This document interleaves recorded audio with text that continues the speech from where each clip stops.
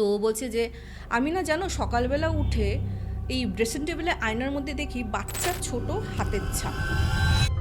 হঠাৎ living room থেকে না খিলখিল খিলখিল বাচ্চার হাসি, এমন একটা সাউন্ড করছে। আর সাদিয়া একটা কথা বলেছিল জানো রুমকিদি, এই বাড়িটাকে দেখলে মনে হয় কি তোমার চোখ দিয়ে আপনি আপ জল পড়তে থাকবে, মানে সারা দুনিয়ার কষ্ট যেমন তোমার বুকে বেঁধে আছে। রাত্রেবেলা তো ওয়াশরুম থেকে ও এসে কি যেন মনে হয়েছে ওই জানলাটার দিকে গেছে, গিয়ে না সরাসরি ওই পরিত্যক্ত বাড়িটার দিকেই চোখ গেল এবং ও স্পষ্ট দেখতে পারলো একটা লম্বা ছেলে পা ঝুলিয়ে টিনের মধ্যে বসে আছে, অ্যান্ড আনমনে যেমন দেখছে তোমার রাস্তার পানে। তুমি বিশ্বাস করবে না, বলে আমি স্পষ্ট দুটো চোখ দেখেছি, ওই রকম ছিল আর আমার দিকে এরকম করে তাকিয়ে আছে। আর এক মুহূর্তে আমি এমন জোরে চিৎকার মেরেছি না, পর মুহূর্তে দেখি ওই জিনিসটা।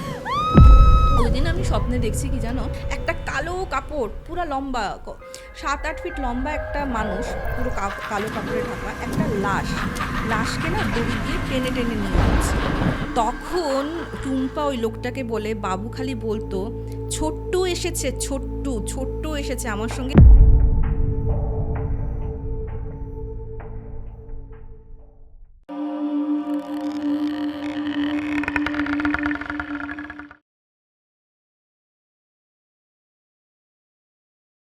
শুক্রবারের রাত আর রাত 9টা মানেই হরর মাইন্ডসে হরর পডকাস্ট।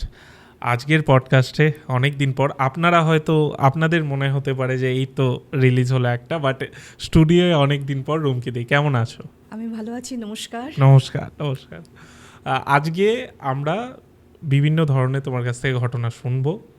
সেখানে ভূত তো আছেই অবভিয়াসলি, বাট তার আগে আপনাদের জানিয়ে রাখি যে আপনারাও যদি এখানে এসে ঘটনা শোনাতে চান তাহলে নিচে একটি নাম্বার যাচ্ছে, সেই নাম্বারে পুরো ঘটনাটি অডিও রেকর্ড করে আমাদের পাঠিয়ে দিন, আমরা সেটা শুনবো, তারপর এখানে ডেকে নেবো। হ্যাঁ, হোয়াটসঅ্যাপে পাঠাবেন অবশ্যই, এটা বলাটা খুব জরুরি। যাই হোক, হ্যাঁ, আজকে কি ঘটনা এনেছো? আচ্ছা, আজকে একটা জিনের ঘটনা বাংলাদেশ থেকে সাদিয়া বলে একজন পাঠিয়েছিল আমায়। আরেকটা গুয়াহাটির ঘটনাই থাকবে, যেহেতু আমি আগাগোড়া থেকেই বলি আসামে। আর একটা মোস্ট ইম্পর্টেন্ট থিং, হ্যাঁ, যেহেতু আসামের বাসিন্দা, অসমিয়ার বাংলা বলতে বলতে এক দুটো অসমিয়া আসবেই, হ্যাঁ, সেটা কোয়াইট অবভিয়াস। আমরা যেখানে থাকি সেখানেই তো মানে ওটা চলে আসে না ইনফ্লুয়েন্স। আর একটা আমি ইম্পর্টেন্ট কথা বলতে চাইছি, মুষ্টিমীয় কমেন্ট যদি ওরকম ছিল, 2-3টা সেন্টেন্স ইউজ করলে অসমিয়াতে কেউ কিন্তু অসমিয়া শিখতে পারে না। আর মানুষের সাইকোলজি কি জানো, যখন যেই প্রান্তে তুমি ঘটনা শোনাচ্ছে 1-2টা ওয়ার্ড যদি বলো না, তো না ওটা সামঞ্জস্য বা রিলেট করতে ইজি হয়। ফর এক্সাম্পল, দেবদাস যে শাহরুখ খান, সেটা কিন্তু পুরো বেঙ্গলির কমিউনিটির উপর বানিয়েছিল, কিন্তু মুভিটা ছিল হিন্দি। তথাপিও এক-আধবার যে বাংলা পারো, কেমন আছো, ভালো লাগে কি না, ঠিক তেমনই চেন্নাই এক্সপ্রেসে দীপিকা পাদুকোন মাঝে মধ্যে কিন্তু তামিল বলেছে, কেন, রিলেট করার জন্য। ওটার জন্যই আমি যেই প্রান্তের ঘটনা বলি এক-আধটু কিন্তু সেই ওয়ার্ডটা ইউজ করার চেষ্টা করি, সো দ্যাট সামঞ্জস্যটা বজায় রাখে। আশা করি ক্লিয়ার করতে পারলাম। ঠিক আছে, চলো শুরু করছি। বাংলাদেশে সাদিয়ার ঘটনা। সাদিয়া না, মানে কথায় গল্প ভূতের আড্ডা স্টেশন আমার চ্যানেলে প্রথমে 4 বছর আগে ঘটনাটা পাঠিয়েছিল, তারপর আরও 2 বছর পর ওর পুরো কনক্লুশনটা আমাকে দিয়েছে। সেটা হলো, ও অ্যাকচুয়ালি ওর কাজিন ব্রাদারকে বিয়ে করে, এবং ওর বাড়ির থেকে যদিও কোনো সমস্যা ছিল না, বাট ওর মানে কাজিন ব্রাদারের মা বাবারা যদিও রিলেটিভের মধ্যেই ছিল, বাট কোথাও না কোথাও হয়তো সাদিয়াকে ওরা নিজের পুত্রবধূ হিসাবে মানে গ্রহণ করতে পারছিলেন না। তো ওই ক্ষেত্রে কি হয়েছে, সাদিয়ার আব্বু ওনাদের বাড়িতে কিন্তু ওদের নবদম্পতিকে রেখেছেন। তো সাদিয়া যখন প্রথম বলেছিল যে ওরা যেহেতু ওর শ্বশুর বাড়িতে থাকে না, ওই সময় থেকে জিন চালান নাকি করতো। তো দেখো শান্তদীপ, জিন কিন্তু অনেক রকমের হয়, মারিদ হয়, ইফরিত আছে, কারিন আছে। তো কিছু কিছু জিন, কিছু কিছু মৌলানা বা ওঝা এসব মানে নিম্ন কার্যর সঙ্গে জড়িত, ওরা কিন্তু এরকম জিন চালনা করে মানুষের জীবনটা পুরো নাজেহাল করে দেয়। তো সাদিয়া তখনই কনসিভ করার চেষ্টা করছিল, কিন্তু যখনই কনসিভ করার চেষ্টা করছিল কিছু না কিছু হয়ে না মিসক্যারেজ হয়ে যেত। তো তখন ওর মা আর কি একজন পীরের কাছে নিয়ে যায়। তো পীর বললেন যে দেখো, যতদূর মনে হচ্ছে তোমার উপর কেউ কিছু চালনা করছে, তাই জিনিসটা আসছে, তাই কিন্তু তোমার গর্ভে থাকতে পারছে না। বলে কি করা যায়? তো বলছে যখন তোমরা কনসিভ করার চেষ্টা করবে না, তোমরা এই জিনিসটাকে আউট করবে না। অ্যাটলিস্ট আমাদের এটা কিন্তু হিন্দু রিচুয়ালসেও আছে, 3 মাস আগে কিন্তু এগুলি জাহির করতে নেই, বলে নজর লেগে যায় বা অনেক কিছু হতে পারে। ঠিক আছে, তো এরকম করতে করতে নাকি 2 বছর গেছে, ও কনসিভ করতে পারেনি। 2 বছর পর হঠাৎ ওর শাশুড়ির কী মনে হলো, হয়তো পুত্রমোহ জেগে উঠেছিল, যে সাদিয়াকে এবং ওনার পুত্রকে প্রপার রিসেপশন করে ঘরে তুললো। তারপর ঘরে তো তুললো, তো খুব ভালো মতো হলো, কিন্তু যেহেতু ওর মানে শাশুড়িটা মানে শাশুড়ি ওরকমভাবে ওকে গ্রহণ করেনি, আর একটা তো ডিফারেন্স আছেই। তো ওর হাজব্যান্ড একটা করলো যে একই ফ্লোরে থাকবে কিন্তু দুটো আলাদা আলাদা ফ্ল্যাট, মানে একটা ফ্লোরে দুটো আলাদা আলাদা ফ্ল্যাট, তোমার শাশুড়ি মা আলাদা, পুত্রবধূ আলাদা। আর সাদিয়া বলেছিল কিন্তু প্যাসেজ দিয়ে যদি আমি যাই না রুমকি দি, আমার শাশুড়ি মায়ের কিন্তু তুমি যেতে পারবে। আর ও যেখানে, ও মোস্ট প্রবলি ঢাকার কোন প্রান্তে থাকতো আমাকে বলেনি, ঢাকাতে থাকতো, আর বলেছে যে এমন একটা জায়গায় থাকতো যেখানে হয়তো নদীটা বেশি দূর না, কাছে। তো ওদের ওখানে ওই বিল্ডিং থেকে একদম ক্লোজ কিছু সনাতন ধর্মী মানে হিন্দু ধর্মীয়বলম্বী মানুষরাও থাকতো, এবং ওদেরই কেউ জ্ঞাতি গোষ্ঠী হবে কি না, একটা পোড়া বাড়ি ছিল যেটা স্পেশালি সাদিয়ার বেডরুম থেকে পুরো প্রপার দেখা যায়। আর সাদিয়া একটা কথা বলেছিল জানো রুমকিদি, এই বাড়িটাকে দেখলে মনে হয় কি তোমার চোখ দিয়ে আপনি জল পড়তে থাকবে, মানে সারা দুনিয়ার কষ্ট যেমন তোমার বুকে বেঁধে আছে, মানে ঘরটা না দেখলে এরকম একটা ইমপ্রেশন ক্রিয়েট করতো মানুষের মনে যে খুব কষ্ট হচ্ছে তোমার বুকে, অথচ ঘরটার হিস্ট্রি আমি তখনও জানতাম না, কিন্তু আমার খুব মন খারাপ লাগতো। তো শাশুড়ির সঙ্গে যেহেতু ওর যদিও রিলেটিভ, যে কিন্তু পুত্রবধূ তো ওরকম তো ভালো রিলেশন নেই, তো ওনার একজন হাউস হেল্প ছিলেন, ওনারা খালা বলে ডাকতেন। তো একদিন খালাকে জিজ্ঞেস করেছে যে আচ্ছা খালা বলেন তো, ওই যে ওই বাসাটা যে আছে, ওই বাসার মধ্যে কি হয়েছে গো, কেউ নাই কে লিগে ওই বাড়িতে? তো বলছে আর কইও না, ওগো মানে একটা দুর্ভোগ হয়েছে আর কি, যারা ছিল কেউ বাঁচে নাই, সবাই গেছে গিয়া। তারপর থেকে এমন পরিত্যক্ত অবস্থায় বাড়িটা পইরা আছে না, যে কেউ কিনতেও গেলে না ওরা কিনতে পারে না, ধরো বাকায়া কিছু টাকা দিয়ে দিছে, এমন শরীর খারাপ হয় সেটা পুরোপুরি মানে ফুলফিল করতেই পারে না, বা এমন কিছু স্বপ্নাদেশ পায় যে ওই বাড়িটা ওরা আর কিনতে পারে না, তারপর থেকে পইরা আছে। ওগো যে জ্ঞাতি গোষ্ঠী আশেপাশে আছে, ওরাও কিন্তু মানে ওই বাড়িতে পাড়া দেয় না, আর তুমিও না দেখো না, অত দেখো না, আর তুমি তো মানে ও বলছে যে খালা ওই বাড়িটা দেখলেই না আমার চোখ দিয়া জল পড়তে থাকে, মনে হয় সারা দুনিয়ার কষ্ট আমার বুকের মধ্যে পাথর হইয়া বয়ে রয়েছে। তো বলছে না তুমি ওর দিকে তাকিও না। ঠিক আছে, মানুষের একটা ধর্ম কি জানো, যে জিনিসটা তুমি মানা করবে ওই জিনিসটার মধ্যেই বেশি ইন্টারেস্টটা জাগে, তাই তো? ঠিক আছে। আর সাদিয়ার কিন্তু দুটো পোষ্য ক্যাট ছিল, বিড়াল। হ্যাঁ, তো একদিন কি হয়েছে, রাত্রেবেলা ওর কেন ভগবান জানে, ফাজারের আজানের আগে ওই ধরো 3:15 কি 20 হবে, ওর চোখটা খুলে যায়। অ্যান্ড গরমের দিন ছিল, ফ্যান চালানো ছিল, পর্দাটা উঠছে, ওর ওয়াশরুমে যেতে লাগে। তো ওয়াশরুম থেকে ও এসে কী যেন মনে হয়েছে ওই জানলাটার দিকে গেছে, গিয়ে না সরাসরি ওই পরিত্যক্ত বাড়িটার দিকেই চোখ গেল, এবং ও স্পষ্ট দেখতে পারলো একটা লম্বা ছেলে, হ্যাঁ ওটা মেলই ছিল, ফিমেল নয়, ছেলে, পা ঝুলিয়ে টিনের মধ্যে বসে আছে, অ্যান্ড আনমনে যেমন দেখছে তোমার রাস্তার পানে। আর ছেলেটার যে চোখ, মানে বলতে পারো এত অন্ধকারেও কি করে দেখতে পারে, বাট বলছে আমি নিজেও জানি না, স্পষ্ট হয়তো আমাকে দেখাতে চেয়েছিল নাকি এটার জন্য, ওকে কিন্তু আমি স্পষ্ট দেখতে পেরেছি, এবং চোখ দুটো না পুরো পাথরের মতো স্টিল হয়ে ওই রাস্তার দিকে তাকিয়ে আছে। আর আমি এটা দেখে না আমার গায়ে কাঁটা দিয়ে উঠেছেন, যেখানে আমি জানি দিনের বেলাও ওদের জ্ঞাতি গোষ্ঠী, ইনফ্যাক্ট আশেপাশে ছেচররাও জানে যে এই বাড়িতে আমরা যাব না, পরিত্যক্ত বাড়ি, ওখানে এত রাতে কে থাকবে। ও না গুটি মেরে এসে ওর হাজব্যান্ডের পাশে শুয়ে পড়লো, এবং ফজরের আজান হওয়া অবধি খালি ছটফট করছে, ঘুম আসে না, কী দেখলাম। তো ফজরের আজানের পর ওর ঘুমটা লেগে গেছে, কিছু বলেনি ওর হাজব্যান্ডকে। তো নেক্সট দিন কী হয়েছে, তোমার নেক্সট দিনে রাত্রেবেলা ওর মোবাইলে চার্জ শেষ হয়ে গেছে। চার্জ শেষ হয়ে যাওয়াতে মানে যখন ওই 3টার নাগাদ হয় না, একটা মানে রাত্রেবেলা দেখো অনেকেরই ওয়াশরুম যাওয়ার প্রবণতা একটা থাকে, তো 3টা নাগাদ চোখটা খুলে ও বলেছে ঠিক আছে আগে ওয়াশরুম যাওয়ার আগে মোবাইলটা চার্জ করে নিই, কারণ আজকাল ঘুম থেকে উঠলেই মোবাইল ছাড়া আমাদের চলে না। তো মোবাইলটা চার্জ বসাতে গেছে, আর প্লাগ পয়েন্টটা ওই পর্দার ওদিকেই ছিল, পর্দাটা উড়ে আবার মানে পুরো ফাঁক হয়েছে, আবার দেখে ওই ছেলেটা ওখানে দাঁড়িয়েছে। ওই দিনও ওর ঘুম উড়ে গেছে। এর আগে বলে দিই যে যতদিন নাই ছেলেটাকেও দেখেছে, এই নিয়ে 2 নম্বর দিন, তো ওর যে পোষ্য দুটো বিড়াল, ও আনমনেও বেডরুমে আসতো, সারা আনাচে কানাচে ঘুরে বেড়াতো, পোষ্যরা যেমন হয়, কিন্তু সেই প্রথমবার দেখার পর থেকে পোষ্যরা ওর বেডরুমে আসতে চাইতো না। ওদেরকে যে আয় মানে রুমের মধ্যে আয়, ঠান্ডা আসে, আমার সঙ্গে ঘুমাবি, কিচ্ছুতে না, ক্যাঁ করতে করতে ওরা যাবেই না ওখানে বেডরুমে।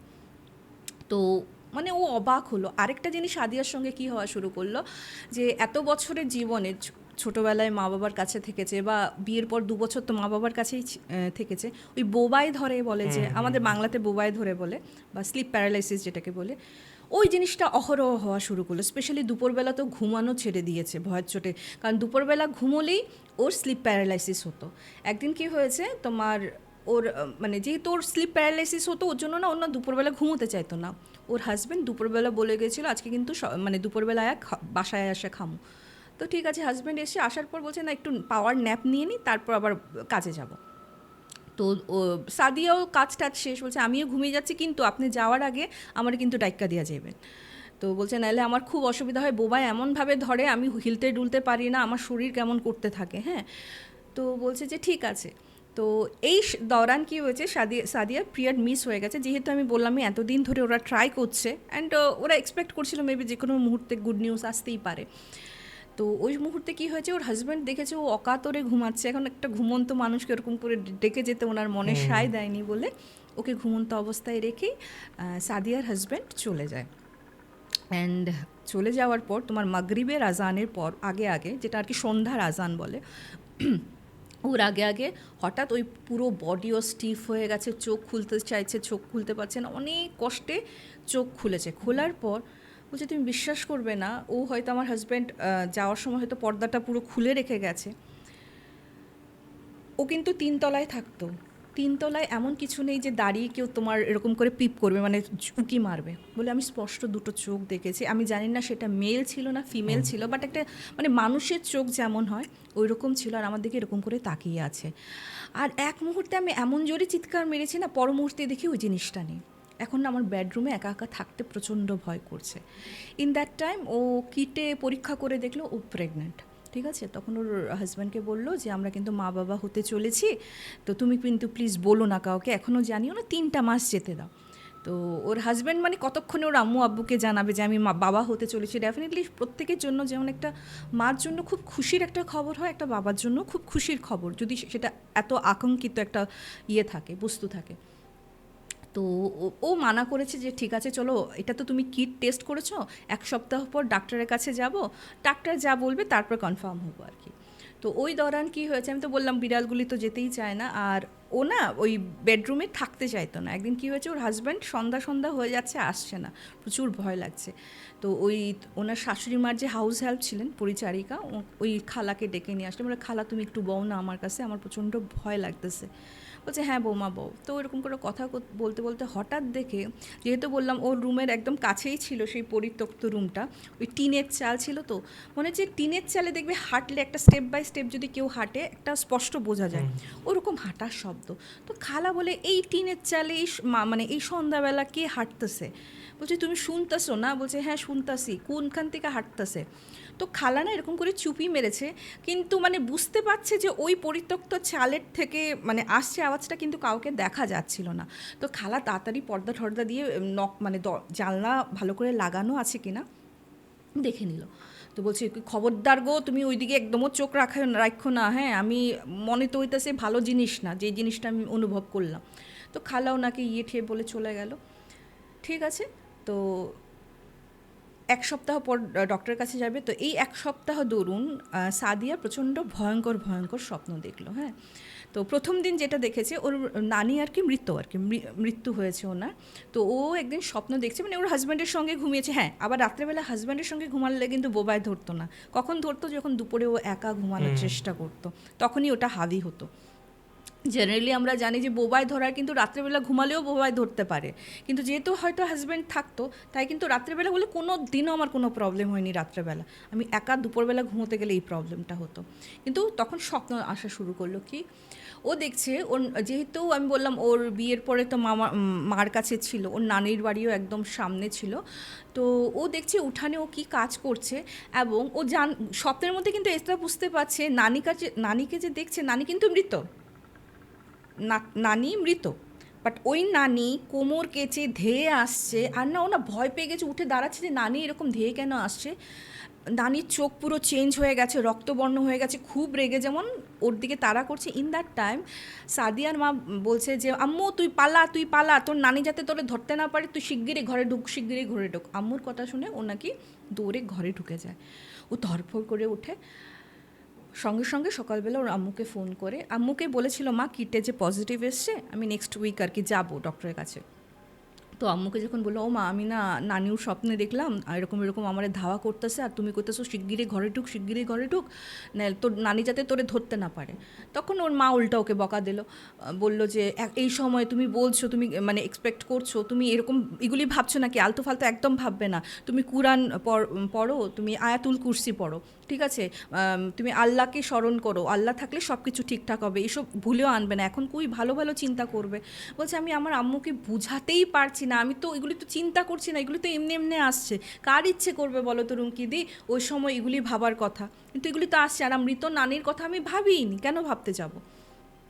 তারপর গেল সেকেন্ড দিন কি স্বপ্ন দেখলো জানো, যে ওই যে চালের মধ্যে ওই ছেলেটাকে বসা দেখেছিল না, চালের মধ্যে ছেলেটা তো বসে আছে, এখন দেখে পাশে সাদিয়া নিজে বসা, এবং ও ভয় পেয়ে এরকম করে কাঁদছে, আর ছেলেটা এক দৃশ্য ওর দিকে তাকিয়ে আছে, একবার ওর দিকে তাকাচ্ছে, একবার ওর পেটের দিকে তাকাচ্ছে, একবার ওর দিকে তাকাচ্ছে, একবার ওর পেটের দিকে তাকাচ্ছে, এরকম করে মানে তাকাচ্ছে। তো এটাও ভয় চোটে ঘুম ভেঙে গেল। বলছি সেদিনও আমি আমার আম্মুকে ট্রাই করলাম বলার, আমার আম্মু সব শুনে যদি কিছু করতো, আমার কিছু আর কি ওই হাজি সাহেবের কাছে বা পীরের কাছে নিয়ে গিয়ে কোনো কিছু যদি টোটকা করে দিত, হয়তো আমি যেই কষ্টের মধ্যে দিয়ে যাচ্ছি ওই কষ্টের মধ্যে হয়তো দিয়ে আমার যেতে হতো না। ঠিক আছে গেল। তারপর আরেকদিন কি দেখে যে এটা ভয়ঙ্কর একটা দেখেছে, এটা কন্টিনিউয়াস 2 দিন দেখেছে, ওর মানে হাজব্যান্ডকে তো বলেইনি, আম্মুকে বলতো, আম্মু পাত্তা দেয় না, ও বলছে আমি কিন্তু আয়াতুল কুরসি পড়ে যাচ্ছি, কুরআন পড়ে যাচ্ছি। ওই দিন আমি স্বপ্নে দেখছি কি জানো, যে আমাদের যে আমি তো ওটা তো বিল্ডিংয়ে থাকে বললাম, ওদের যে মেইন গেটটা রাত্র হয়ে গেছে, সাদিয়া দাঁড়িয়ে আছে, একটা কালো কাপড় পুরো লম্বা 7-8 ফিট হবে, বলছি 7-8 ফিটের কম হবে না, 7-8 ফিট লম্বা একটা মানুষ, তার মেল না ফিমেল জানি না, পুরো কালো কাপড়ে ঢাকা একটা লাশকে না দড়ি দিয়ে টেনে টেনে নিয়ে যাচ্ছে। হ্যাঁ, এটা দেখে আমি এমন চিৎকার করে উঠি, তখন আমার হাজব্যান্ড বলে কি হয়েছে, তুমি কি দেখেছো? হ্যাঁ, বলছে আমি না এরকম এরকম ভয়ের স্বপ্ন দেখছি। বলছে তুমি কি উল্টাপুল্টা ভূতের গল্প টল্প শুনতে থাকো নাকি? হ্যাঁ, এগুলি কিন্তু এই সময় শুনতে নাই। তো বলছে না না আমি তো শোনা বাদ দিছি, ইনফ্যাক্ট আমি কুরআন আয়াতুল কুরসি পড়া চলছি, কিন্তু কন্টিনিউয়াসলি আমার সঙ্গে এরকম হচ্ছে। তো বলছে এরকম করো না, কালকে একটা কাজ করো, তুমি যখন ঘুমোতে যাবে একটু দুয়া পড়ে বালিশে ফু দিয়ে ঘুমিও, ওদের যাতে ইসলামিক সম্প্রদায়ের দুয়া দরদ আছে, ঠিক আছে ফাইন। ওই দিন পরের দিন ও আরও ভয়ঙ্কর দেখেছে, গেল বা রাত্রে তো একটা দেখেছে, তারপরে দেখে কি মানে তারপরের দিনই কিন্তু ডক্টরের চেক আপ আছে। হ্যাঁ, তারপরের দিনই দেখছি কি 3-4টা ওইরকম কালো পোশাক পরা মানুষ, অ্যাজ ইউজুয়াল ও বুঝতে পারছে না মেল ছিল না ফিমেল ছিল, একাধিক লাশকে টেনে টেনে নিয়ে যাচ্ছে, ঠিক আছে, একদম টানতে টানতে নিয়ে যাচ্ছে। তো ও কী করবে বুঝতে পারছিল না, কারণ ওর স্টেজে যেমন মানে ও যেই বয়সের মেয়ে, হয়তো আমার মা ঠাকুমা হলে অনেক এক্সপিরিয়েন্স, ওরা যেটা বুঝতে পারে, এখন আমার পক্ষে অতটা হয়তো বোঝা পসিবল না, যেটা আমার মার এক্সপিরিয়েন্সে আমার মা যতটা অভিজ্ঞ আর কি। তো ও তো বুঝতে পারছে না, সেদিন ডক্টরের কাছে নিয়ে গেছে, ডক্টরের কাছে নিয়ে গিয়ে ডক্টর বলছে যে না কনসিভ করেছে, আর 2 দিন পর বলেছে মানে মোটামুটি ও মানে অ্যাকর্ডিং টু ডক্টর 42 ডেজের উপরে হয়ে গেছে। তো বলেছে যে একটা ডেট দিয়েছে, তো অমুক দিন হার্টবিট শোনাবে বাচ্চার আর কি, কারণ প্রথম তো ওটাই ডেভেলপ হয় না। তো বলছে ঠিক আছে, ও তো খুব খুশি মনে আসছে। কিন্তু এইবার ওর হাজব্যান্ড একটা কাণ্ড কী করেছে বলো তো, গিয়ে ওর দিদি ছিল মানে বড় আপু ছিল, ওর মা ছিল, সবাইকে বলেছে আমি আব্বু হতে চলেছি, তোমাদের ঘরে নাতি বা নাতনি আসতে চলেছে। হ্যাঁ, মানে সবাই খুশি, স্পেশালি ওর যে মানে ননদই হবে, ননদ বলছে যে খুব ভালো হয়েছে, মানে এমন না যেমন তুমি কাউকে খুশির খবর শুনেছো, ও হয়তো মন থেকে খুশি না, জাস্ট বলতে লাগে, বলছে হ্যাঁ ভালোই হয়েছে, আল্লাহ মুখ তুল্লা তাকাইছে তোগো দিকে, ভালোই, এখন তো তোগো সুখী পরিবার, এরকম টেনে টেনে বলছে। তো এই কথাটা এসে না যখন ওর সাদিয়াকে বলেছে ওর হাজব্যান্ড, জানো বড় আপু না এরকম এরকম করে বলছে, তো ওর সাদিয়া বলেছে তো আপনাকে বললাম যে 3 মাস যেতে না যাইতে আপনি কোয়েন না, কেন কইছেন, দেখছেন তো কত কষ্ট করে আসছে, একটা বাবু হইতে চলছে। তো বলছে যে না আমার ভুল হয়ে গেছে। বলছে এখন তো যা হওয়ার তো হয়ে গেছে, গুলি বন্দুক থেকে বেরিয়ে গেলে তুমি তো আর ফেরাতে পারবে না, ঠিক আছে চলো। কিন্তু ওই 3 দিন পরে, তখন বসে আর কোনো স্বপ্ন দেখেনি, 3-4 দিন পরে ওর হ্যাভি ব্লিডিং শুরু হয়ে গেল। যখন ব্লিডিং শুরু হয়ে গেল বুঝেই গেছে যে মিসক্যারেজ হয়ে গেছে, সঙ্গে সঙ্গে ডক্টরের কাছে গেছে, ডক্টর বলছে না মিসক্যারেজ হয়ে গেছে। ওর তো মানে কাঁদতে কাঁদতে অবস্থা শেষ, এত দোয়া দরদ করেছিল একটা বেবির জন্য, যখন এসছে ওটা মিসক্যারেজ হয়ে গেছে। ওর তো হাজব্যান্ডের উপর প্রচণ্ড অভিমান, কারণ কোথাও না কোথাও সেই পীর বলেছিলেন, মানে ওর হাজব্যান্ডের মানে মা আর বোনের কথাই বলেছিলেন এদের থেকে একটু দূরে থেকো। আর ওর হাজব্যান্ড যতই বলো না যে অনেক সময় কি হয় ছেলেরা জানার পরেও না, হাজার হোক মা নিজের পেটের বোন তো জিনিসটা কিন্তু ওরকমভাবে করা যায় না, কোথাও না কোথাও একটা অবিশ্বাস মনে কাজ করে, না এরা আচ্ছা বলছে হতে পারে, বাট না এরা হতে পারে না, এরা তো আমার মা, এরা তো আমার আপু, এরা কি করে করতে পারে, এটা কিন্তু থাকে। হয়তো আমি শুধু ছেলের ক্ষেত্রে কেন বলবো, আজকে আমি যদি কেউ বলেও আমার মা বোন এরকম করছে, আমি কি পুরোপুরি বিশ্বাস করতে পারবো? যদি সত্যিকারে করেও থাকে আমি কিন্তু বিশ্বাস করতে পারবো না ব্যাপারটা। তো হাজব্যান্ডটাকেও পুরোপুরি আমি দোষ দিচ্ছি না, এটা হয়তো একটা ছেলে এরকমভাবে ভাবতেই পারে। তো এই অবস্থা হওয়ার পর তো সাদিয়া ওর মায়ের কাছে গেছে, মাকে তো কাঁদতে কাঁদতে সব কথা বললো। তো ওর মা চুপচাপ, একটা গিল্ট উনিও ভুগছেন, তো সত্যি তো মেয়েটাকে যদি তখন নিয়ে যেতাম। তো সেই আবার পীরের দ্বারস্থ হলো, দ্বারস্থ হওয়ার পর পীরকে তো সব কথা বললো। তখন পীর বললেন যে উনি যেটা আর কি গুণে বুঝতে পারলেন, বলছে আমি যাদেরকে ভেবেছিলাম ওরাই মেরেছে, তোর হাজব্যান্ডের খুব বড় ভুল হয়েছে, ওদেরকে কওয়া উচিত হয় নাই। আর ও তারপর বললো যে এরকম এরকম টিনের সামনে এরকম একটা ছেলেকে দেখতাম, বলছে তুই যবের থেকে এসছিস তবের থেকে কিন্তু চালান দেওয়া হয়েছিল তোর উপরে। আর তখন ওর মাকেও, সাদিয়ার মাকেও বলছে যে তোমাকে যখন মেয়েটা বলতেছে তখন কি লেগে আনো নাই, তখন যদি আমি কিছু একটা দিয়ে দিতাম হয়তো তোমার নাতি বা নাতনির মুখ দেখতে পারতাম।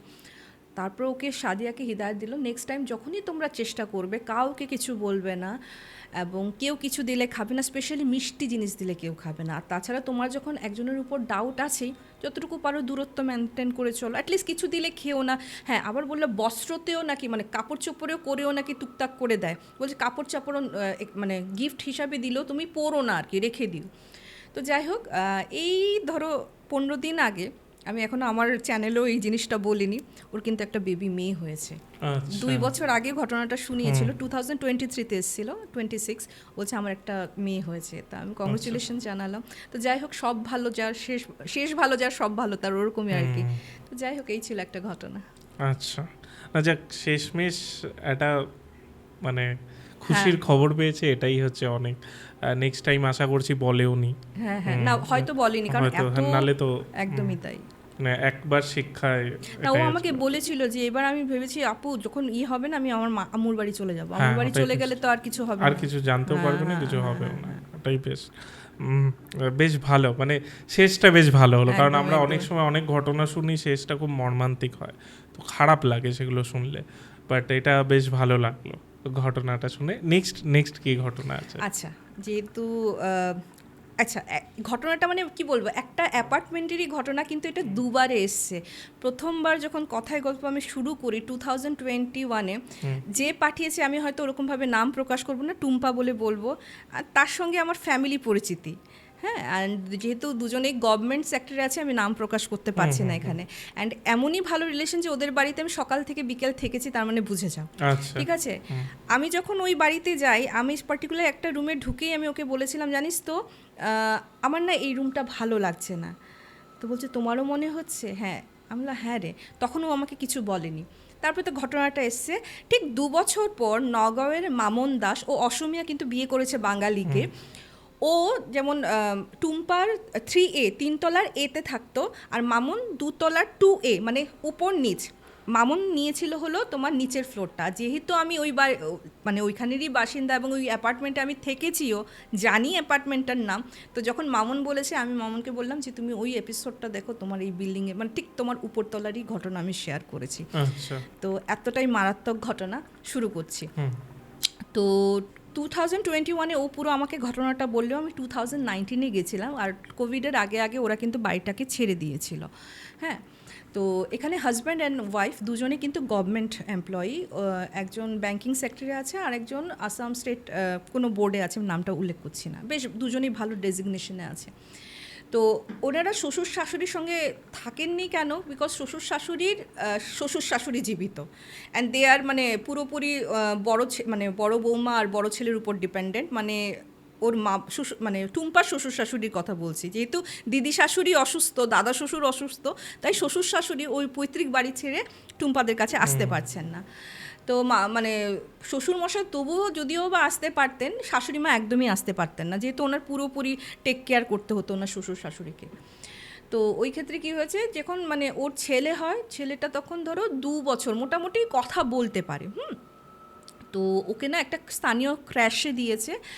আর মানে প্রথমে কি হয়েছে, হাজব্যান্ড 3 বছরের জন্য চলে গেছিলো, তোমার ট্রান্সফার নিয়েছিল। তারপর 3 বছর পর যখন আসে, তখন ওরা এটা ডিসাইড করলো যে এমন জায়গায় ওরা ফ্ল্যাট নেবে যেখানে হাজব্যান্ড ওয়াইফের অফিসটা কাছাকাছি হয়, প্লাস বাচ্চাটাকে যাতে ক্র্যাশটা মানে সামনাসামনি হয়। তো একটা খুব পশ এলাকা, মানে ওখানে তুমি মেডিকেল ফ্যাসিলিটি বলো বা স্কুল বলো, ইনফ্যাক্ট 1-2 কলেজও সামনেই আছে, মানে বেশ ভালো জায়গা ওটা, অ্যান্ড রেন্টটাও বেশ ভালোই। তো ওদের পছন্দ হয়েছে, পছন্দ হওয়ার পর 2 BHK ফ্ল্যাট ছিল, ওরা 3 তলার হ্যাঁ 3A-তে ওরা শিফট হয়েছে। এবং এনজিওর থেকে একজন মহিলাকে আনানো হয়েছে বাচ্চাটাকে দেখার জন্য, যেহেতু দুজনেই অফিসে থাকবে, মানে তোমার ক্র্যাশ থেকে আসার পর বাচ্চাটাকে তো টেক কেয়ার করতে হবে। তো এনজিওর মহিলা যখন বাচ্চাটা ক্র্যাশে থাকতো না, আমরা বাইদো বলে বলি, অসমিয়াই ছিলেন ভদ্রমহিলা, বাইদো কী করতেন, ওই ঘরে সব ডাস্টিং ফাস্টিং করে রাখতেন, সব কিছু করে রাখতেন। আর বাচ্চাটা যখন মানে ক্র্যাশ থেকে আসতো, তখন বাচ্চাটাকে নিয়ে উনি থাকতেন, বেশ ভালো মহিলা ছিলেন। তো একদিন কি হয়েছে, মানে ওরা এই রুমে আসার ধরো 1 মাস পর থেকে জিনিসগুলি শুরু হয় আস্তে আস্তে। ওদের যেমন মানে জেনারেলি আসামেও গরম পড়ে, হয়তো কলকাতার মতো পড়ে না, বাট আসামেও গরম পড়ে। তো কিচেন রুম কেমন হবে, গরম হবে, হ্যাঁ, সবচেয়ে থেকে উত্তপ্ত জায়গা। আমাকে যেটা প্রথম বলেছিল জানো তো, আমার খটকার লাগা শুরু হয়েছে কিচেন রুম থেকে। আমি যখন কিচেন রুমে যেতাম, ওই আর বাদবাকি যে লিভিং রুম বলো বা আরও 2টো বেডরুম ছিল না, ওটার থেকেও কিচেন রুমটা প্রচণ্ড কুল ছিল, ঠান্ডা, অ্যাজ ইফ যেমন কেউ এসি লাগিয়ে রেখেছে। তো এটা তো পুরোপুরি বিপরীত। আর যাই হোক, কিচেন রুম মানুষের এত ঠান্ডা হয় না, হ্যাঁ। তো ঠিক আছে বলছি, তবুও না অতটা নোটিসে আসেনি, ঠিক আছে। আরেকটা জিনিস দেখতাম, এটা এমন না যে সূর্যের আলো ঢোকে না ঘরটাতে, কিন্তু সূর্যের আলো ঢোকার পরেও যেন তো ওই তাপটা যেমন ঘরে আমি পাই না, ওই আলোটা ঢুকছে, আলোটা যখন মানে রুমে ঢুকে যেমন নিস্তেজ হয়ে যায়, আর তাপটা অতটা থাকে না, হিটটা অতটা থাকে না, ঠিক আছে। তারপর কি হলো যে এরকম করতে করতে একদিন কি হয়েছে, তোমার ও অফিস থেকে এসছে, আর বাইদো ওই বাচ্চাটাকে নিয়ে, ওই প্রত্যেকটা অ্যাপার্টমেন্টে দেখবে ছোটো ছোটো বাচ্চাদের জন্য খেলার কিছু থাকে না, পার্ক টাইপের। তো বাচ্চাটাকে নিয়ে খেলছে। তো তখন টুম্পা বললো যে বাইদো আপনি মানে তুমি খেলতে থাকো বাচ্চাটার সাথে, আমি ওপরে যাই, গিয়ে ফ্রেশ হচ্ছি, তুমি তারপরে এসো, আস্তে আস্তে খেলতে থাকো। ঠিক আছে, আপনি যান ওপরে। তো ও উপরে এসে না দেখে কুশানের কভার এরকম ছড়িয়ে ছিটিয়ে ফেলা, মানে এই বাড়িতে প্রচণ্ড টিপটপ। আর সত্যি বলছি, ওই যে শিলংয়ের একটা মাইলং ভিলেজের কথা শুনেছো না, প্রত্যেকটা পরিষ্কার। ট্রাস্ট মি, নর্থ ইস্টের প্রত্যেকটা স্টেট ইনক্লুডিং আসাম, ওরা বহুত পরিষ্কার হয়। অ্যাসামিস পিপল এত পরিষ্কার হয় না, তুমি কোনো জঞ্জাল বা কোনো কচরা ফাচরা দেখতে পারবে না। তো এতই নিট অ্যান্ড ক্লিন ভদ্রমহিলা বলছে, আজকে ভাই তোর কী হলো? ও তো আকাশ, মানে বাইদোতে এত সাফ সিকুন মানে পরিষ্কার পরিচ্ছন্ন করে রাখে, হ্যাঁ, এত নোংরা কী করে হলো? বোধ হয় আমার বাচ্চাটাই দুষ্টুমি করেছে। তো একটু পর টিংটং বেজেছে, ও টুম্পা দরজাটা খুলেছে। তো দরজাটা খোলার পর বলছে, বাইদো এসে না এরকম করে তাকিয়েছে, বলে এটা আপনি কি করেছেন দিদি? বলছে বলছে আমি এত সুন্দর টিপটপ করে গুছিয়ে গেছি, আপনি এগুলি কি করেছেন? বলছে আমি আরও উল্টা ভাবছি, বাইদো এত সুন্দর টিপটপ করে গুছিয়ে রাখে, আজকে বাইদো এরকম অবস্থা কেন করেছে? বলছে না আমি তো বাবুকে নিচে নিয়ে যাওয়ার আগে আমি পুরো ঠিকঠাক করে গেছি, আপনি অফিস থেকে আসবেন, দাদাবাবু আসবে অফিস থেকে, তো নোংরা কে পছন্দ করে, আর আপনি তো জানেন। বলে হ্যাঁ, আমি তো সেটাই ভাবছি, আপনি এত পরিষ্কার, আপনি আজকে, আমি ভাবলাম হয়তো আমার বাচ্চাটাই দুষ্টুমি করেছে। বলে না তোমার বাবু এত দুষ্টুমি করে না গো। তো বলছে জানি না কি। তো ঠিক আছে, এনজিও মহিলা আবার রাত্র 8টার সময় কিন্তু চলে যেত, এবং ওই এরিয়াতে বলো টোটো বলো ট্র্যাকার বলো সব আছে, ফ্যাসিলিটি আছে। তো রাত্র 10টা 11টা অবধি টোটো চলে, কোনো প্রবলেম নেই, আর সেফও পুরা। ঠিক আছে, উনি তো চলে গেছেন। তো মানে টুম্পার না একটা অভ্যাস ছিল, মানে যতই পরিষ্কার হোক, কিছু মানুষের বাতিক থাকে ঘুমানো যাওয়ার আগে না একটু ডাস্টিং করার, হ্যাঁ। তো একটু আলমিরা, স্পেশালি ধরো ওর তো ড্রেসিং টেবিলটা বন্ধ করে রেখে যেত না, তো ওইটা খুলে একটু নিজের মেকআপ বাগের একটু গুছিয়ে ঠুচিয়ে রাখা, এগুলি একটা ওর অভ্যেস ছিল। বলছে যে আমার ড্রেসিং টেবিলের আয়না তো জানো কেমন হয়, বড়, আর আমার বাচ্চাটা 2 বছরের বাচ্চা, কতটুকুনি, ঠিক আছে, ওর বাচ্চাটা খুব কিউট, আমাকে গেলে একদম পুরো জড়িয়ে ধরে এইটুকুনি যখন ছিল, মানে কোলে নেওয়ার মতো, কোলেই নিতাম, আর এরকম টিংটিঙা ছিল।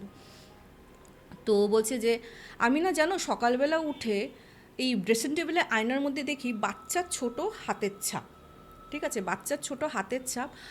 আমি না খালি ভাবছি যে পুচকার তো নিশ্চয়ই এত লম্বা না যে ওখানে হাতের ছাপ, বা আমার হাজব্যান্ডের রুচি এমন না যে আমার বাচ্চার গিয়ে আয়নার মধ্যে আমি ছাপ লাগাবো। হাত ছাপ লাগাতে লাগে যদি আমি ওটা সুভিনিয়ার হিসাবে রাখতে চাই, যে সুন্দর একটা বইয়ে ঠয়ে লাগাবো, ওটাকে ল্যামিনেট করব, ওখানে তো নিশ্চয়ই করবো না। বলে এইটুকুনি বাচ্চার হাতের ছাপ। কিন্তু দিদি বিশ্বাস করো, আগের দিন রাত্রে আমি পুরো ডাস্টিং করা, যেহেতু জানো আমার অভ্যাস, তখন কিন্তু কিচ্ছু ছিল না, ঠিক আছে। আস্তে আস্তে শুরু হচ্ছে ব্যাপারগুলি। হঠাৎ একদিন ও মানে বাড়িতে চলে গেছে, ও আবার ওই ডাস্টিং ফাস্টিং করতে করতে না মানে ভাবছি কি পাখায় ঝুল হয়েছে, পাখার ঝুলটা বাইরে যদি না পারে আমি হয়তো কোনো মানে মানুষকে ডাকিয়ে ভালো করে যেতে ক্লিন করে যেতে পারি, কারণ পাখাটা তো উপরে হয়, মহিলাদের পক্ষে এটা পসিবল হয় না ঝুল ঝাড়া। ও এরকম করে দেখেছে সিলিংয়ে, দেখে কি পেন্সিলে দিয়ে আঁকি বুকি যে করে না সিলিংয়ের ওপরে, বলছে দেখো এটা যদি দেওয়ালে হতো তুমি বলতে পারতে আমার ছেলে করেছে। সিলিংটা আমি 5 ফুট হাইট, সিলিং কত, আমার পক্ষে ওখানে আঁকি বুকি করা পসিবল না। আমি না দেখছি যে সিলিংয়ের উপরে আঁকি বুকি কে করেছে। তো তোমার ওকে মানে ওর হাজব্যান্ডকে বলেছে যে দেখো তো এরকম এরকম অবস্থা। বলছে জানি না গো টুম্পা কী হইতেছে এরকম, মানে তখন না দুজনের সন্দেহ দৃষ্টিতে বলছে দেখো আমার রুচি ওরকম না যে ওখানে গিয়ে আমি পেন্ট করবো, আর হাত পচবে নাকি। বলছে সেটাই তো, আর আমাদের সময়ই নেই, ঠিক আছে, যে এইগুলির কথা ভাববো। গেল একদিন বাইদো এসে দেখি মুখ থমথম, মানে ও অফিস থেকে এসে দেখে বাইদোর মুখ থমথম, বাচ্চাটা খেলছে। বলছে কী হয়েছে বাইদো, দেখে চোখ ছলছল। বলছে না কিছু হয়নি কিছু হয়নি। বলে বলো না বাইদো কী হয়েছে। বলছে কি যে আমি না তোমার বাড়ি কাজ করব না গো। বলছে হ্যাঁ কেন কাজ করবে না, আমি তো তোমাকে কত আদর করি, তোমার দাদাবাবুও তোমাকে বোনের মতো দেখে। বলছে না না তোমরা তো খুব আদর করে। তো বলছে বাবু কিছু করেছে।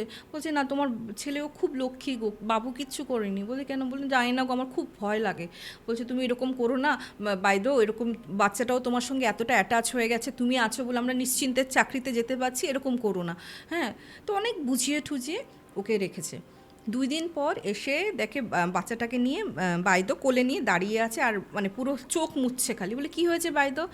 বলছে না আমি তোমার ঘরে আর যাবো না। বলে কেন কী হয়েছে। বলছে না এতদিন তোমাকে কিছু বলিনি, আমার হাত দেখো, দেখে হাতের মধ্যে 2 হাতে পুরো স্ক্র্যাচ। বলছে কি বাবু করেছে। বলছে না না কী বলো, তোমার বাবু কত লক্ষ্মী ছেলে, আর বাবুর নোখ আমি অত বড় হতেই দিইনি, সবসময় ট্রিম করে রাখি, বাবু এরকম করেনি। বলে কী হয়েছে। তখন কাঁদতে কাঁদতে নিচেই বললো যে জানো আমি না তোমার ঘরে দুপুরবেলা না ঘুমোতে পারি না। বলছে মানে। বলছে বাবু দেখো ঘুমিয়ে যায়, তারপর তো আমি কাজ টাজ করে আমারও তো ইচ্ছে করি যে কিছু কাজ করা নিয়ে একটু একটা ন্যাপ নিয়ে নিই, ঘুমিয়ে যাই। তো আজকে কি হয়েছে, বাবুকে ঘুম পাড়িয়ে ওদের ক্যাম্প খাট আছে, ক্যাম্প খাটে উনি শোন আর কি, যদি দুপুরবেলা ঘুমোতে লাগে তো বাবুর বিছানা লাগিয়ে খাটটাকে ওখানে শুয়েছেন। অ্যান্ড বলছে কি হঠাৎ দেখি আমার হাত এত জ্বলা জ্বলা করছে, উঠে দেখি বাবু তো ঘুমাচ্ছে আর আমার এই অবস্থা, তোমাদের এই ঘরে না কিছু আছে। তখন তো টুম্পার মাথায় হাত। বলছে দিদি এরকম করো না, হ্যাঁ তুমি প্লিজ কোনো বাড়িতে যাও, কোনো কাউকে দেখাও, ঝাড়াও ঠাড়াও, তুমি লাগে কোনো তাবিজ কবজ নাও, তথাপিও তুমি প্লিজ আমাকে এরকম করে বিপদে ফেলায়ও না। বলছে ঠিক আছে তাহলে কালকে মানে আমাদের ওখানে একজন মাজার আছে, গৌহাটির যারা চেনে খুব নাম করা মাজার, বলছে ওখানে যাব, গিয়ে তাহলে আমি কিছু একটা করে নিয়ে আসবো আর কি। হ্যাঁ, তো এই তো গেল।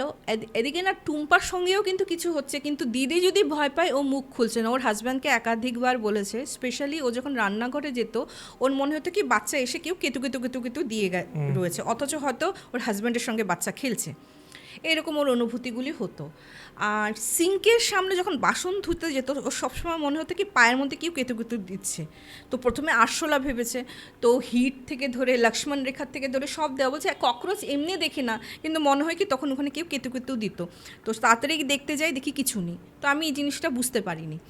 তো ওই দিন তো ওই বাইদো চলে গেছিলো, বাইদো মাজারে যায়নি, বাইদো একজন তান্ত্রিকের কাছেই গেছিলো।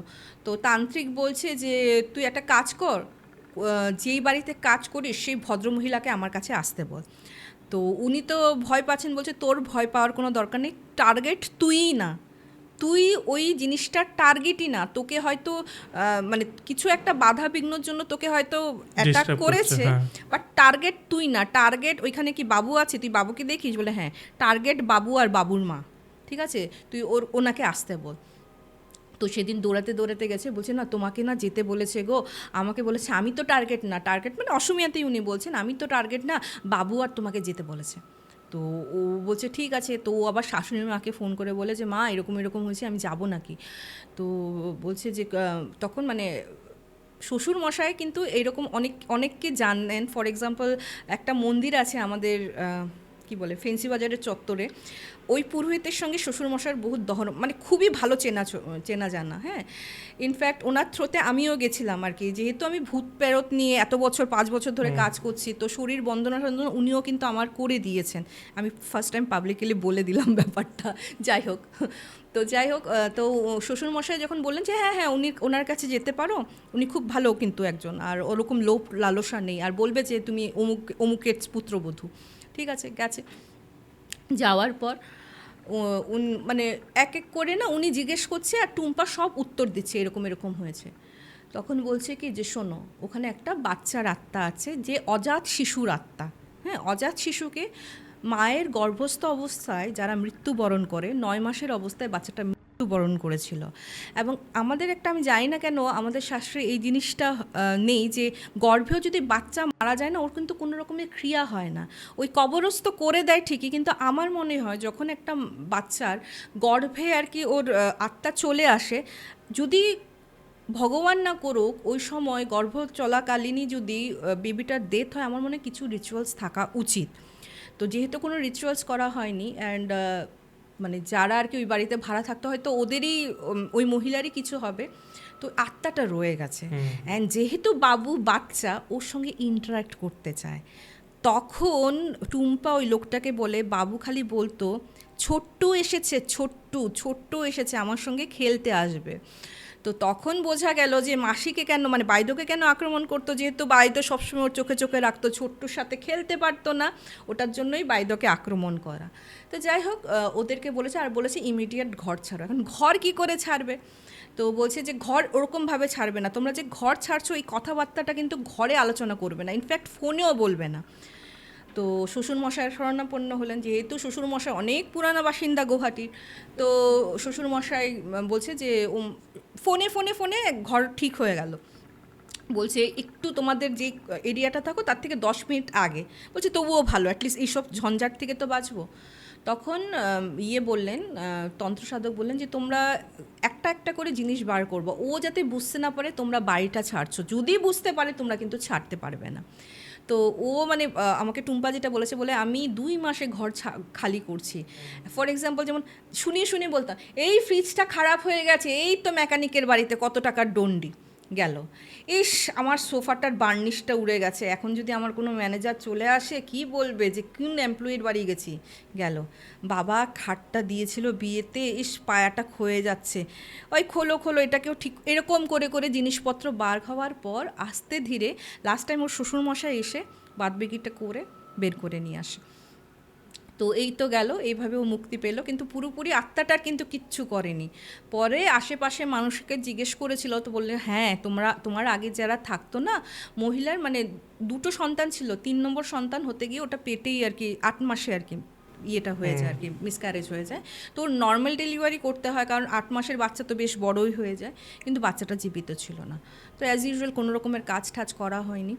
তো ওই অজাত শিশুর আত্মাই কিন্তু টুম্পাদের পুরোপুরি অবস্থা টাইট করে রেখেছে। আর তার ঠিক 2 বছর পর মামন দাস, যে নগাঁওয়ের বাসিন্দা ছিল, ওর সঙ্গে ইনসিডেন্ট হয়েছে, বলবো। তো মামনের কি হয়েছে, যেহেতু আমরা তো আসামের বাঙালি, মানে আসামিস আর বাঙালির মধ্যে অত ভেদাভেদ না থাকলেও কিছু কিছু মানুষ আছে প্রচণ্ড রিজিড, যে আমি আসামিয়া ছেলের সঙ্গেই বিয়ে দেবো, কিন্তু এমন না। প্রচুর অ্যাসামিস মেয়ে বউ হয়ে বাঙালির ঘরে উঠেছে, আর প্রচুর বাঙালি মেয়ে অ্যাসামিস ঘরের বউ হয়ে যায়, কারণ অলমোস্ট একই আমাদের। আর আসামে থাকতে থাকতে ওদের সব রীতিনীতি আমাদের জানা, ঠিক আছে, আমরাও কিছু কিছু অ্যাডপ্টও করে নিয়েছি। তো একদিন কী হয়েছে, মামন মানে ওই মামনের হাজব্যান্ডের নাম হলো তোমার কৌশিককে মানে ওর পছন্দ হয়েছে, আর কৌশিকের তখন ট্রান্সফার হয়েছে গুয়াহাটি, তখন ও একটা পিজিতে থাকতো। আর গুয়াহাটির কলেজ থেকেই যেহেতু কৌশিক পাস আউট, ওর একটা ফ্রেন্ড সার্কেলও ছিল। তো মামুনের বাবা তো উঠে পড়ে লেগেছে যে ওকে কোনো অসমিয়া ছেলের সঙ্গেই বিয়ে দেবে। তো কৌশিককেও ফোন করে বলেছে যে দেবতা এরকম ছেলে দেখছে, তুমি শিগগিরই আসো, আমি করবো না। তো কৌশিক ওকে পালিয়ে নিয়ে আসে গুয়াহাটি, এবং ওর খুব একটা ক্লোজ ফ্রেন্ড ওর বাড়িতে, মানে ওর মাকে উনি কাকিমা বলে ডাকে, ওর বাড়িতে মানে ওরা ওঠে আর কি। তো কাকিমাকে বলেছে আমরা কামাখ্যায় বিয়ে করে নেবো। তো কামাখ্যার বিয়েটা কীরকম, তুমি পান্ডাকে দিয়ে তো হিন্দু রিচুয়ালসে বিয়ে করতেই পারো, প্লাস তোমার করতে হবে, কিন্তু কোর্ট ম্যারেজটা ম্যান্ডেটারি। তো কাকিমার চেনা পরিচিত ছিল পান্ডা ফান্ডা, যেমন আমাদেরও পার্সোনাল পান্ডা কিন্তু ওখানে আছে, মানে আমার বাবার বাড়ির পান্ডা আলাদা, আমার শ্বশুর বাড়ির পান্ডা আলাদা। হ্যাঁ, তো পান্ডাকে ফোন করে দিয়েছে, ওরাই সব কিছু ঠিকঠাক করে ওদের বিয়েটা হয়। হওয়ার পর এখন তো যাই হোক, যতই বলো মানে পিজিতে তো আর মামুনকে ওঠানো যায় না, তখন মানে ওরাও কিন্তু ওই এরিয়াতেই থাকতো। তখন কাকিমা এই অ্যাপার্টমেন্টের একজন মহিলাকে বলেছে তোমাদের এখানে কি কোনো রুম টুম খালি আছে নাকি? তো বলছে হ্যাঁ আছে, 2A। হ্যাঁ, ও 3A-তে থাকতো, 2A খালি আছে। ভদ্রলোক 2 বছর ধরে খালি করে রেখেছে। উনি মানে অয়েলে কাজ করেন। হ্যাঁ, ট্রান্সফার হয়েছে। অনেকের মানে একটা থাকে না যে আমার ফ্ল্যাটটা আমি ভোগ করব, কেন ভাড়াটিয়া বসাবো আর কি। হ্যাঁ, আমার ফ্ল্যাটটা আমারই থাকুক না খালি। তো 2 বছর হওয়ার পর যখন হয়তো উনি ভেবেছেন যে আর এত তাড়াতাড়ি গুয়াহাটি ট্রান্সফার হয়ে উনি আসবেন না, ইন দ্যাট কেস উনি করলেন কি, ওনার ওয়াইফ বললেন যে ভাড়া দিয়ে দাও, অ্যাটলিস্ট 15-20 হাজার টাকা আসলেও খারাপ কি। তো তখন ওরা রাজি হলো। 2 বছরও কিন্তু পুরোপুরি খালি ছিল, মানে যখন টুম্পারা ওপরে থাকতো নিচের ফ্লোরটা কিন্তু খালিই ছিল। তো ঠিক আছে, মামুন ওর হাজব্যান্ড ওই বাড়িতে এখন ভেগে বিয়ে করেছে, বুঝতেই পারছো। আর মামুন না কি করে তখন সোশ্যাল মিডিয়ার থেকে দূরে থাকতো আর কি, বাচ্চা মেয়ে তো, তাও বিয়ে করেছে কখন, জাস্ট গ্র্যাজুয়েশন কমপ্লিট করেছে আর বিয়ে করে নিয়েছে। বলছে আমি না ফেসবুক খুলিনি, ইউটিউব একটু দেখতাম, ফেসবুক খুলিনি, ইনস্টা তো খুলিনি, আমার খালি ভয় লাগতো আমার বাবা বোধহয় আমাকে ট্র্যাক করে গুয়াহাটি চলে আসবে, আমাকে নিয়ে যাবে, আর কৌশিককে বোধহয় খুব মারপিট করবে। ওর জন্য আমি ভয়ের চোটে কোনো মানে সোশ্যাল নেটওয়ার্কেই ছিলাম না। হ্যাঁ, ওর জন্য কৌশিক কী করেছে, তোমার ওই যে টিভি আছে না, এলইডি বড় না কিন্তু ছোট টিভি আর কি, যাতে ওর সারাদিন আর কি বসে বসে কী করবে, টিভি লাগিয়ে দিয়ে যায়। ঠিক আছে, তাই বলে আস্তে আস্তে টোনাটুনির সংসার একটু করে আমি জিনিসপত্র কিনছি, সব কিছু করছি। ঠিক আছে, মামুনি যেটা বলছে যে এই রুমে এসে আমার সবচেয়ে থেকে পিকুলিয়ার কী লাগলো জানো দিদি, রান্নাঘরটা বহুত ঠান্ডা, যেটা অলরেডি আমাকে টুম্পা বলেছিল, কিন্তু এক একটা রুমে এক একটা টেম্পারেচার। হ্যাঁ, আমি বলছি দেখো এটা কিন্তু নর্মালি সবার ঘরেই থাকে। যেমন আমার পার্টিকুলার রুমকির কথা বলছি, আমার কথা, যে আমার একটা বেডরুম প্রচণ্ড গরম, এসি লাগাতে লাগে, আরেকটা বেডরুমে শান্তদ্বীপ আমি এসি লাগাইনি, এত সুন্দর হাওয়া ফ্লো হয় না, এসির দরকার নেই, এত গরমেও বলছি। তো এটা কিন্তু সব রুমে হয়, অনেকের বাড়িতে আছে একটা ঘর গরম বেশি, একটা ঘর ঠান্ডা বেশি। হ্যাঁ, তো বলছি বুঝলাম দিদি, কিন্তু তুমি নিশ্চয়ই তুমি ওই রুম, যেই রুমটা তুমি ঠান্ডা বলছো, ওই রুমে গেলে তোমার গুজবাম্প আসে না, সবসময় একটা ভয় কাজ করে না? বললাম না, ওরকম তো করে না। তো বলছে না, আমার ওই রুমটাতে গেলে না আমার পুরো গুজবাম্প চলে আসতো, আর ভয়টা যেমন আস্তে আস্তে না আমার বুকে মানে বুকে জড়ো হতে থাকতো, আর আমার প্রচণ্ড কান্না পেতো, প্রচণ্ড কষ্ট হতো। এই কথাটা যখন কৌশিককে বলি, কৌশিক বলে হয়তো তুমি তোমার দেবতাকে মিস করছো, হাজার হোক তোমার বাবা তো, ওটার জন্য হয়তো একটা গিল্ট ফিল হচ্ছে, ওর জন্য ওই মনের ভাবনাটা প্রকাশ পাচ্ছে ওরকম করে। ঠিক আছে, এই দৌরান কি হয়েছে, কৌশিকের একটা কনফারেন্স, 3 দিনের কনফারেন্স, গুয়াহাটি জোনাল অফিস ছিল। তো কনফারেন্সে কি হয়, ওদের পুরো ডিনার করে রাত্রে 10টা 10:30টার সময় আসতে হয়। তো মামুনকে বলেছে যে তোমার অসুবিধা হবে না? তো মামুন বলছে না কোনো অসুবিধা হবে না। আর গুয়াহাটিতে যেহেতু মামুন কিছুই চিনতো না, কৌশিকই মোটামুটি বাজার করে যতটুকু পারে আর কি স্টোর করে রাখার চেষ্টা করতো। তো একদিন কি হয়েছে, ওদের তখন নতুন কেবল নিয়েছে, তো কেবল নিলে প্রথম মাসটা কিন্তু সব চ্যানেল ফ্রি থাকে, একটা চাস্কা লাগিয়ে দেবে, সো দ্যাট পরের মাস থেকে তুমি আবার রিফিল করো। তো মোটামুটি প্রথম মাস কিন্তু আমার সব চ্যানেল পুরোপুরি আর কি ফ্রি ছিল। তো আমার অক্ষয় কুমার বহুত ফেভারিট ছিল, তো আমি অক্ষয় কুমারের একটা মুভি লাগাচ্ছি, তো হঠাৎ দেখি রিমোটে না ওই উগি অ্যান্ড ককরোচ একটা আসতো না, বলছে ওই কার্টুনটা। আমি বললাম যে হয়তো প্রেস হয়ে উগি অ্যান্ড ককরোচ লেগে গেছে। আমি বন্ধ করে আবার অক্ষয় কুমারের মুভিটা লাগাতাম, না আবার দেখি উগি অ্যান্ড ককরোচ। বলো কী রে ভাই, রিমোটের কোনো গন্ডগোল নাকি? রাগের ছোটো টিভি অফ করে, রিমোট অফ করে, মানে রিমোটটা প্রথমে অফ করে তারপর টিভির প্লাগ পয়েন্টটা অফ করতে যাবে, ইন দ্যাট টাইম আবার টিভি অন হয়ে গেছে, অ্যান্ড উগি অ্যান্ড ককরোচ রাগের চোটে প্লাগ খুলে রেখে দিয়েছে। ঠিক আছে, তো সেই দিন আমি বললাম যেহেতু কনফারেন্সের দরুনে কৌশিকের আস্তে আস্তে দেরি হবে, প্রায় রাত্র 10টা 11টায়, না ও বলেছে, মামুনকে বলেছে যেহেতু গ্যাস্ট্রিকের প্রবলেম হতে পারে, তুমি তাড়াতাড়ি খেয়ে নিও, আমার ওয়েট করো না, আর আমি তো ডিনার করেই আসবো, কনফারেন্সে খেয়ে আসতে হবে আমার। তো ওই দিন কী হয়েছে, ও রাত্রেবেলা মানে কী করবে না করবে ভেবেছে ভাত আর আলু, মানে আলু সিদ্ধ, ওটাকে আলু পিতিকা বলে, আলু সিদ্ধ ভাতই খেয়ে নেবো একার জন্য আর কি, যেটা সবাই করে থাকে। বলছে জানো তো আমি করছি, আর আমার ঠিক কানের সামনে এমন জোরেই বাচ্চাদের পিঙ্ক কালারের মোবাইল হয় না, ম্যায় হু ডন ছেইয়া ছেইয়া, ওই গানগুলি যে হতো, কানের সামনে এত জোরে বেজে উঠলো না, চল ছেইয়া ছেইয়া ছেইয়া, আমি না এরকম করে কেঁপে উঠলাম না, কে রে কানের সামনে এরকম করে বাজালো। আমি না এদিক ওদিক আহম্মকটার মতো এরকম এরকম করে দেখছি, কি হলো, রুমে তো আমি একা, এই সাউন্ডটা আসলো কী করে। তারপর না, যদিও রাস্তার থেকে, মানে রাস্তার পরে দুটো বিল্ডিংয়ের পরে 3 নম্বর বিল্ডিংটা আমার, রাস্তার থেকে খানিকটা দূর, কিন্তু নিজেকে তো নিজে কিছু বলতে দেবো, ভাবলাম হয়তো রাত হয়ে গেছে, হয়তো রাস্তায় কোনো বাচ্চা বাজিয়ে বাজিয়ে যাচ্ছে, ওটাই বোধহয় আমার কানে বেশি জোর করে লেগেছে। ফাইন, গেল। ও রান্নাঘর থেকে বেরিয়েছে, ওই দিন আমার খাওয়া পুরো মাথায় উঠেছে, আমি ভয় পেয়েছি, মিথ্যে কথা বলবো না। তো একটা রুমে আমার তোমার জিনিসপত্র, মানে কাপড় চাপড়, ধোয়া কাপড় চাপড়, শুকনা কাপড় চাপড় স্টাক করা থাকতো, ভেবেছি কৌশিক আসা অবধি এগুলিকে ভাঁজ করে নিই। বলছে আমি ভাঁজ করতে গেছি, হঠাৎ লিভিং রুম থেকে না খিলখিল খিলখিল বাচ্চার হাসি, খিলখিল খিলখিল বাচ্চার হাসি, আর এমন একটা সাউন্ড করছিল, মো মো, মানে মাটা স্পষ্ট না, যেমন অনেক রকমের যারা আর কি বলতে পারে না, দেখবে একটা টোন বের করার চেষ্টা করে না, ওরকম মো মো, একদম এরকমভাবে সাউন্ডটা করছে। ও তো ভয়ে শেষ, দৌড়ে লিভিং রুমে গিয়ে দেখে কেউ নেই, কিন্তু বলছে আমি স্পষ্ট জানি লিভিং রুম থেকেই কিন্তু আওয়াজটা আমি পেয়েছি। এইগুলি না আমি যখন কৌশিককে বলছি, কৌশিক জানো আমার না এই বাড়িতে কিছু প্রবলেম হচ্ছে, আমি না মানে একটা বাচ্চার উপস্থিতি টের পাচ্ছি। কৌশিক না আমার কথা পাত্তা দেয় না, আর ও এইসব ভূত প্যারত মানেও না, আর আমি ভয় পাই, আমি ছোটোবেলার থেকেই ভয় পাই, ও মানে না। তো ঠিক আছে, গেল 3 দিন কনফারেন্স, প্রথম দিন গেল, সেকেন্ড দিনের কথা বলছি। সেকেন্ড দিন মামুন তাড়াতাড়ি রান্না ঠান্না করেছে, মানে আর ডাইনিং টেবিলে এনে রেখে দিয়েছে যাতে ও রাত্রেবেলা কিচেন রুমে যেতে না লাগে। মামুনও কিন্তু সেম অনুভূতি করতো, যখনই ও রান্নাঘরে যেত, ওকে যেমন কেউ কিতুকুতু দিচ্ছে, কুতুকুতু যে করে না, ওই টিকলিং যেটাকে বলি আমরা, ওটা করছে। হ্যাঁ, তো এইগুলি মানে ও না এখন এরকম হয়ে গেছে, বরকে বলবে কি বলবে না প্রচণ্ড ভয়ে থাকতো, কারণ বললেই তো বলবে যে আমার, মানে তোমার এগুলি মস্তিষ্ক বিকার হচ্ছে আর কি। যাই হোক, ওই দিন না ও মানে কৌশিকের ওয়েট করতে করতে না ওই ডাইনিং টেবিলের চেয়ারে এরকম করে ঘুমিয়ে গেছে। ঘুমিয়ে যাওয়ার পর ও এমন জোরে ঝাটকা মেরে উঠেছে না, যেমন ওর চুলের মুঠি ধরে কেউ এরকম করে উঠিয়ে দিয়েছে, ওর সঙ্গে সঙ্গে এরকম করেছে, মানে ও ভেবেছে কৌশিক এসেছে নাকি, মানে কৌশিক আসলেও তো কেউ চুলের মুঠি ধরে এরকম করে হ্যাচকা টানবে না। তুমি তোমার ওয়াইফকে বা তুমি যাকে ভালোবাসো তুমি খুনসুটি করে, দ্যাটস এ ডিফারেন্ট থিং, জোরে করে তো নিশ্চয়ই চুলে মুঠি টানবে না, মানে অ্যাজ ইফ তুই ঘুমিয়ে আছিস কেন করে উঠিয়ে দিয়েছে। আর বলছে ওই ফর দ্য ফার্স্ট টাইম ওটা কিন্তু কোনো বাচ্চার টাচ ছিল না, মানে আমি প্রথমে ভেবেছি কৌশিক, কিন্তু কৌশিক নিশ্চয়ই এরকম অসভ্যতা আমি আমার সাথে করবে না, আর কৌশিক আসেনি, দরজা বন্ধ ছিল। একটু পর যখন কৌশিক এসছে, তো কৌশিককে বললাম যে জানো আজকে আমার সঙ্গে এরকম হয়েছে, বলে এত জোরে টেনেছে আমার পুরো রক ফুলে গেছিলো, মানে দপদপ করা শুরু করেছিল। ওকে বলেছি, ও তো কিছুতেই মানে না।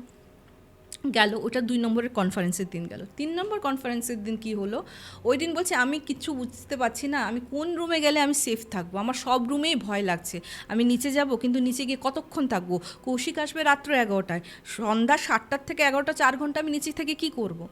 তো আমি মানে ঠাকুরের নামও জপ করছি, এদিকে ঘুমের ঢুলনিও এসছে, মানে কি করব বুঝতে পারছি না। তো আমি বিছনায় বোধহয় মানে মাটিতে শুয়ে বিছনায় এরকম হেলান দিয়ে আমি কখন চোখ লেগে গেছে বলতে পারি না। রুমকি দিয়ে আমার যখন চোখ খুললো, আমার হাতে, আমার ঘাড়ে, গলায় একদম পুরো দগদগে স্ক্র্যাচের দাগ, আর চোখের সামনে লম্বা একটা ছায়া মূর্তি, ওটা বাচ্চা ছিল না, লম্বা ছায়া মূর্তি। আমি ওটাকে দেখে না, আমি যেমন মানে আমি এখনই ফেইন্ট হয়ে পড়ে যাব নাকি আমি কি করবো আমি বুঝতে পারছি না। আর ইন দ্যাট টাইম টিং টং বেজেছে, তার মানে কৌশিক এসছে, ওটা গায়েব হয়ে গেছে।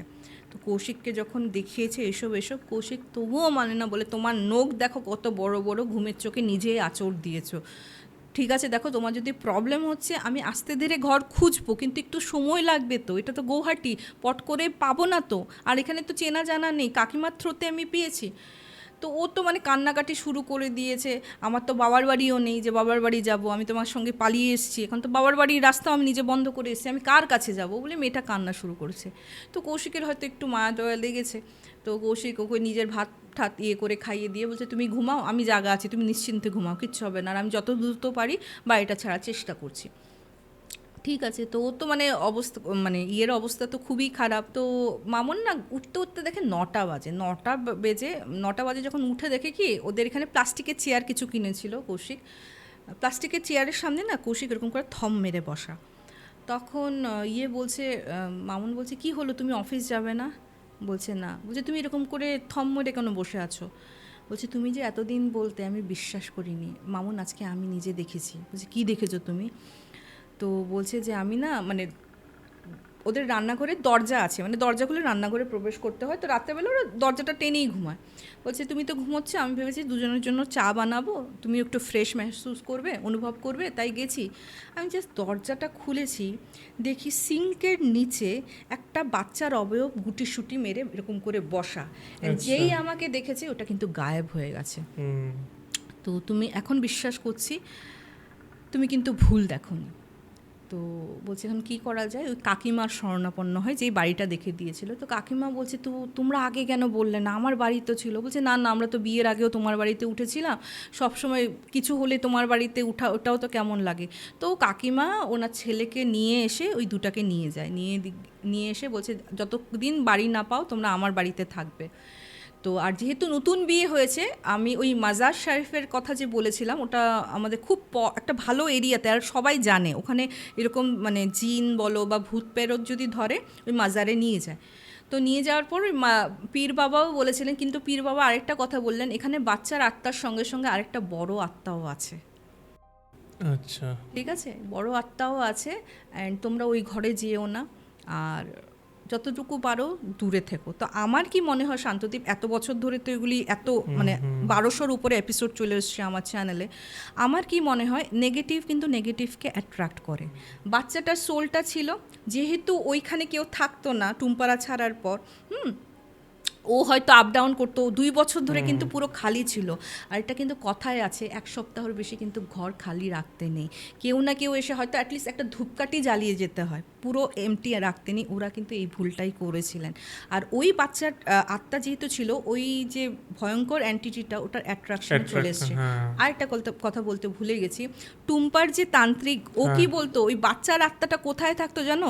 ওই সিঙ্কের সামনে, ওরও বাসন ধোয়ার সিঙ্কের ওখানে গুটিসুটু মেরে লুকিয়ে থাকতো। ও যে বলতো না পায়ের মধ্যে টিকলিং কেতু ওই করতো। আর কেন বাচ্চা, একে তো টুম্পার ছেলে, ওর মানে একটা ফ্রেন্ডশিপ, আর যেহেতু মা পাচ্ছে না, টুম্পাকে ওই মায়ের হিসাবে ওর কাছে আসতে চাইছিল। এটা তো পসিবল না, না? জীবিত আর মৃত্যু তো কখনো একসঙ্গে হতে পারে না। তো এই ছিল ঘটনা। তুমি আসলে একটু অন্য ধরনের ঘটনা বলো, এটা আমি লাস্ট টাইমও বলেছিলাম মনে আছে, যে অন্য ধরনের মানে সচরাচর যে ঘটনাগুলো শুনি আমরা তার থেকে একদম ডিফারেন্ট ঘটনা বলো, যেটা আমার খুবই ভাল লাগে, যার জন্যই আবার ডাকা। এবার দর্শকের হাতে ছাড়ি যে দর্শকের কেমন লাগছে, কোন ঘটনাটা ভালো লাগলো। টেকনিক্যালি দেখতে গেলে 3টে ঘটনা, হ্যাঁ, যদি একটার সাথে আর একটা কানেক্টেড, বাট তাও আমি বলি 2টো ঘটনা। প্রথম ঘটনা না সেকেন্ড ঘটনা, কোনটা ভালো লাগলো সেটা অবশ্যই কমেন্টে জানাবেন। আপনারাও এখানে এসে ঘটনা শোনাতে চাইলে নিচে একটি নাম্বার যাচ্ছে, সেই নাম্বারে পুরো ঘটনাটি অডিও রেকর্ড করে আমাদের হোয়াটসঅ্যাপে পাঠিয়ে দিন, আমরা সেটা শুনবো, তারপর এখানে ডেকে নেব। আজকের মতো আসছি, আবার দেখা হচ্ছে পরের শুক্রবার ঠিক রাত 9টায়। থ্যাংক ইউ, নমস্কার।